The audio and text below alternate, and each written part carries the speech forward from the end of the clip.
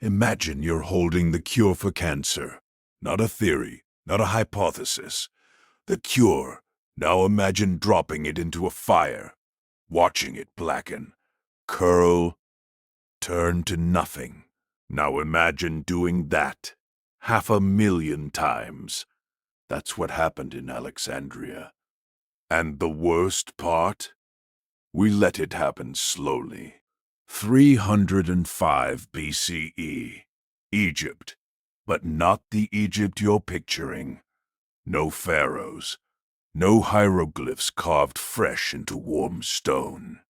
This is Greek Egypt now. A general named Ptolemy, one of Alexander the Great's most brutal lieutenants, has just crowned himself king of a kingdom that wasn't his. And he wants to prove something. He wants to prove that Alexandria, his city, his jewel, is the center of the known world. So he builds a library. Not just a library. The Mausion. The House of the Muses. Picture it. White marble catching Mediterranean sun so hard it hurts to look at. Colonnades stretching further than you can walk in a single breath. Inside, cool shadow. The smell of papyrus. Lamp oil. Dust from 1,000 different roads. Scrolls stacked in cedar shelves, reaching up and up and up. Every language, every subject. Mathematics, medicine, astronomy, poetry, philosophy, engineering. Everything. Ptolemy's agents traveled the known world with one obsession. Every ship that docked at Alexandria had its scrolls seized. Not stolen, not exactly. They were copied by scribes working in absolute silence, hunched over papyrus by candlelight, fingers cramping, eyes burning. Then the originals were kept. The copies went back to the ships. Think about that. You arrive at port, carrying Aristotle's personal notes, the ones he wrote in the margins, the rough drafts, the real thoughts, and you leave with a clean copy. The real thing stays in Alexandria. The library didn't just collect knowledge. It consumed it at its peak. And there was a peak. A moment when this place was as close to a miracle as stone and ink can get. The library held somewhere between 400,000 and 700,000 scrolls. No one knows the exact number. That's the first haunting thing. We've already lost count. But think about what lived inside those walls. Eratosthenes worked here. He calculated the circumference of the earth correctly in 240 BCE, using a stick and shadows and pure, staggering intelligence. 2,000 years before satellites, before GPS, before anyone thought to question whether the horizon actually curved. He knew. It was written down. It was here. Archimedes corresponded with scholars here. Euclid may have taught here. Hipparchus mapped the stars from here. 850 of them, and predicted eclipses with an accuracy that wouldn't be matched for over a millennium. There were anatomists who understood the nervous system, engineers who drew blueprints for machines the world wouldn't build for another 1,000 years. There were plays, love poems, histories of civilizations we've never heard of, because the only record of them burned. This place wasn't just a library. It was a compressed future. Everything we could have known 1,000 years earlier. Everything we could have been. 48 BCE. Julius Caesar arrives in Alexandria. He's chasing Pompey. his rival, his enemy, the man he wants dead. What he finds instead is a civil war already in progress. Cleopatra VII versus her brother Ptolemy XIII. Caesar picks a side. He picks Cleopatra. And then, in the chaos of the harbor battle, fire. Caesar's soldiers, or Caesar's orders, or just the chaos of war. No one knows exactly who or why. But the ships in the harbor burn, and the fire jumps. Ancient accounts say a warehouse near the docks was storing scrolls. Overflow from the library, texts waiting to be catalogued. Maybe 40,000 scrolls, maybe more, gone in a night. Caesar wrote about the battle. He did not mention the scrolls. Of course he didn't. He was Caesar. But somewhere, in the orange light reflected off the harbor water, a librarian stood watching decades of collection. Decades of collection curl into smoke. And the library was wounded for the first time. Not dead.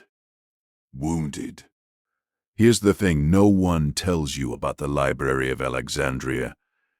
It didn't die in one fire. That's the comfortable version. The version that lets us point at a villain. Caesar. Or later, the Christians. Or later still, the Arabs. Pick your monster. The truth is uglier. The library died the way most great things die. Slowly, quietly, without anyone deciding to let it happen. The Roman emperors who came after Caesar, some of them added to the collection. But Rome was bleeding too, eventually. Money dried up. Scholars stopped coming. The great minds that made Alexandria electric, they scattered. And then came 391 CE. A bishop named Theophilus. A Christian mob. A pagan temple called the Serapeum, which by this point housed what remained of the library's collection. The mob tore it apart, stone by stone, shelf by shelf. Not because they hated knowledge, because they hated what the knowledge represented. Old gods, old power, old worlds that refused to fully die, and so they made it die. The historian Aphthonius described the empty halls afterward. Stripped shelves, scattered papyrus, silence where there had once been the sound of 10,000 arguments happening at once. 642 CE, the Arab general, Amr ibn al-As, rides into Alexandria. The city falls without much of a fight, and according to a story recorded 500 years later. Someone asks about the books. What should we do with the books? The Caliph Omar sends back an answer that has haunted historians ever since. If those books agree with the Quran, they are superfluous. If they disagree, they are heretical. Burn them. And so, allegedly, the scrolls become fuel for the bathhouses of Alexandria. Enough fuel, the story says, to heat 6,000 baths for 6 months. Now, historians debate this. The timing doesn't quite work. The sources are late and possibly biased. Most of the collection was likely already gone by then. But that's almost worse, isn't it? The library was so thoroughly destroyed over so many centuries that by 642, there may have been almost nothing left to burn. The ghost had already left the building. We will never know what was in those scrolls. Let that sit for a second. We will never know. There were works by Aristotle we've never read. plays by Sophocles. He wrote 123. We have 7. 7. There were navigational charts, medical texts, mathematical proofs that may have taken us centuries to rediscover, or that maybe we haven't rediscovered yet. There were histories of Egypt's oldest dynasties written by people who lived near them, who spoke to people who remembered. Gone. There were the private letters of Alexander the Great. Gone. There were stories from civilizations we don't even have names for. Gone. The Dark Ages weren't entirely Rome's fault. They weren't entirely the Church's fault. They weren't entirely anyone's fault. But Alexandria, the slow erasure of Alexandria, contributed. Think about where we'd be. If Eratosthenes' full works survived, if the medical knowledge wasn't lost and rediscovered and lost again, if the engineering blueprints made it to the Renaissance 600 years early, we might be somewhere else right now, somewhere further, or maybe we'd have found new ways to burn things. That's the darkest thought. Maybe the library was never really the problem. We were. There's a city in Egypt called Alexandria. It's still there, still sitting on the Mediterranean coast, still catching that same brutal sun.